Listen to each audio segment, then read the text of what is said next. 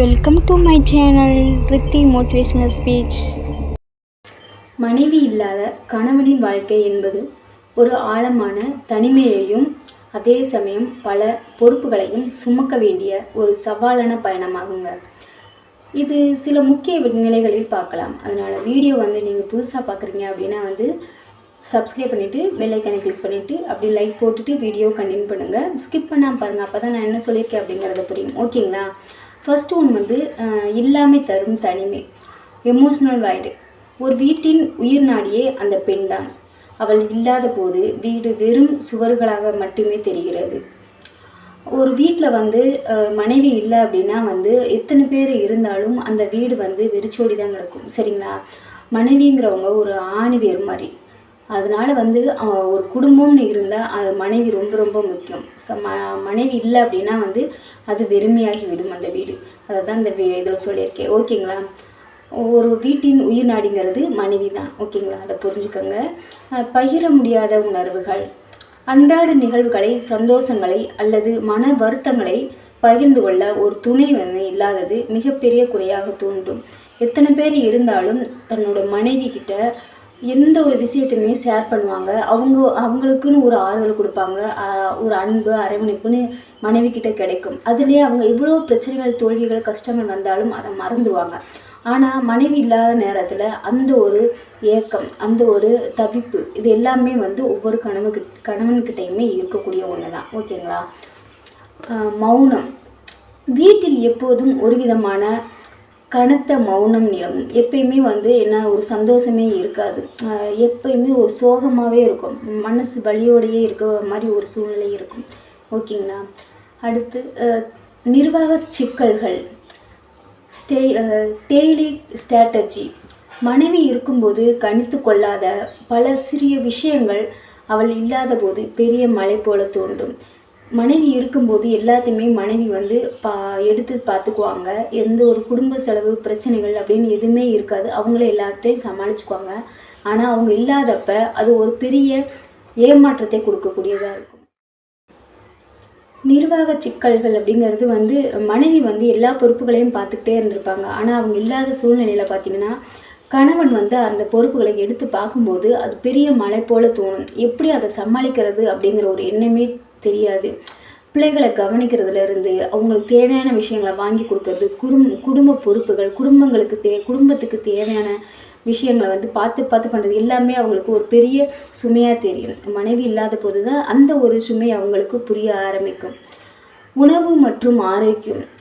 சரியான நேரத்திற்கு உணவு உண்பது, சத்தான உணவுகளை தயாரிப்பது என்பதில் சுணக்கம் ஏற்படும். ஏன்னா சரியான டயத்துக்கு அவங்களால ஒழுங்காக சாப்பிட முடியாது. சத்தான உணவை சமைச்சு சாப்பிடணும்னு ஆசை இருந்தாலும் பண்ண முடியாது. ஏன்டா சாப்பிடணும், ஏனோ தானோன்னு ஏதாவது ஒன்று வயிற்று பசிக்காக எதாவது ஒன்று ரெடி பண்ணி சாப்பிட்றது, அந்த ஒரு சூழ்நிலை ஏற்பட்டுரும். ஓகேங்களா? வீட்டு பராமரிப்பு. துணிகளை துவைப்பது முதல் வீட்டை சுத்தமாக வைத்திருப்பது வரை அனைத்தையும் தனி ஒருவரால் செய்வது பெரும் சுமையாக மாறும். மனைவி இருக்கும்போது நம்மளுக்கு நீட்டாக துவைச்சி அயன் பண்ணி ட்ரெஸ்ஸு கொடுத்துருவாங்க. ஒவ்வொரு நாளுக்கும் ஒவ்வொரு ட்ரெஸ்ஸு ஈஸியாக ட்ரெஸ் மாற்றிட்டு போயிடுவோம். ஆனால் மனைவி இல்லாத போது அப்போ தான் தெரியும் அவங்களோட கஷ்டங்கள். நம்ம துணி அழுக்கு பண்ணுறது மட்டும்தான் நம்மளுக்கு தெரியும். ஆனால் அதை சுத்தம் பண்ணி அதை நீட்டாக போடுறதுக்கு, நீட்டாக கொடுக்கறதுக்கு அவங்க இருக்கும்போது அந்த கஷ்டம் வலி தெரியாது. இல்லாத போது தான் அதோட வலிகள் தெரியும். சரிங்களா? அதை தான் அந்த வீடியோவில் சொல்லியிருக்கோம்.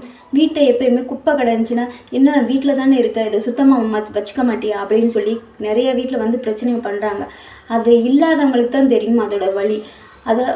அவங்க இருந்தாலும் நீங்களும் அதை க்ளீன் பண்ணுறதுல எந்த ஒரு தப்பும் இல்லை. அதனால் மனைவி இருந்தாலும் இல்லாட்டி நீங்களும் சின்ன சின்ன விஷயங்களை பண்ணி பழகிக்குங்க. அதுதான் எல்லோருக்கும் நல்லது. சரிங்களா? சமூக உறவுகள். சமூக நிகழ்வுகளுக்கு செல்லும்போது அல்லது நண்பர்கள் குடும்பத்துடன் வரும்போது துணை இல்லாதது ஒரு விதமான தாழ்வு மனப்பான்மையோ அல்லது தயக்கத்தையோ ஏற்படுத்தலாம். அது கண்டிப்பாக இப்போது என்ன ஒரு நல்ல விஷயங்கள் போகிறோம் அப்படின்னா என்ன பண்ணுவாங்கன்னா, ஹஸ்பண்டோ ஒய்ஃபோ இல்லைன்னா அவங்க ஒதுக்கிடுவாங்க. அதாவது ஃபேமிலியோட சுமங்கலியாக இருக்கவங்க, நல்லா வாழ்ந்துக்கிட்டு இருக்கவங்கள தான் முன்னாடி வச்சு எந்த ஒரு காரியமும் பண்ணுவாங்க. அந்த மாதிரி இப்போயுமே நிறையா ஊர்களில் நடந்துகிட்ருக்கு நிறையா குடும்பங்களில், சரிங்களா? இதெல்லாம் வந்து ஒரு தப்பு இல்லை. ஒருத்தவங்க இறந்துட்டு போயிடுறாங்க அப்படிங்கிறதுக்காக இன்னொருத்தவங்களா இருக்கிறவங்கள நம்ம ஒதுக்கக்கூடாது. அவங்களுக்கு முடிஞ்சளவு ஆறுதலாக இருக்கணுமே ஒழிய அவங்களுக்கு என்ன சொல்கிறதுன்னா கஷ்டத்தை கொடுக்குற மாதிரி நம்ம எந்த ஒரு விஷயத்தையுமே பண்ணக்கூடாது, ஓகேங்களா? பிள்ளைகளின் பொறுப்பு. பிள்ளைகள் இருக்கும் பட்சத்தில் தந்தைக்கும் தாய்க்குமான இரு பாத்திரங்களையும் ஒருவரே ஏற்க வேண்டியிருக்கும், சரிங்களா? பிள்ளைகளின் உணர்வுகளை புரிந்து கொள்வதிலும் அவர்களை அரவணைத்து வளர்ப்பதிலும் கூடுதல் கவனம் தேவைப்படும். அம்மா பிள்ளைகளை கவனிச்சுக்கிறது, ஹஸ்பண்டை கவனிச்சுக்கிறது, வீட்டு வேலைகளை பார்க்க எல்லாமே வந்து மனைவி செஞ்சுருவாங்க. அவங்க இல்லாத பட்சத்தில் குழந்தைகளோட தேவைகள், அவங்களோட ஏக்கங்கள், அவங்களோட ஆசைகள் எல்லாத்தையுமே நம்மளே புரிஞ்சுக்கணும். அவங்களுக்கு செய்ய வேண்டிய பொறுப்புகள் எல்லாத்தையும் நம்ம பண்ணணும். சமைக்கிறதுலேருந்து நம்ம போடுற ட்ரெஸ் வரைக்கும் வீட்டு செலவு எல்லா பொறுப்புகளும் நமக்கு வந்துடும். அப்போ அது பெரிய சுமையாக இருக்கும். அதனால் குழந்தைங்க மேலே இன்னுமே மேலும் அதிக கவனம் 2 பேரும் அம்மாவும் அப்பாவும் சேர்ந்து செய்யக்கூடிய ஒரு பொறுப்பு வந்து ஒரு ஆளே செய்யக்கூடிய ஒரு பொறுப்பாக மாறும். அது பெரிய வழியாக மாறும், ஓகேங்களா?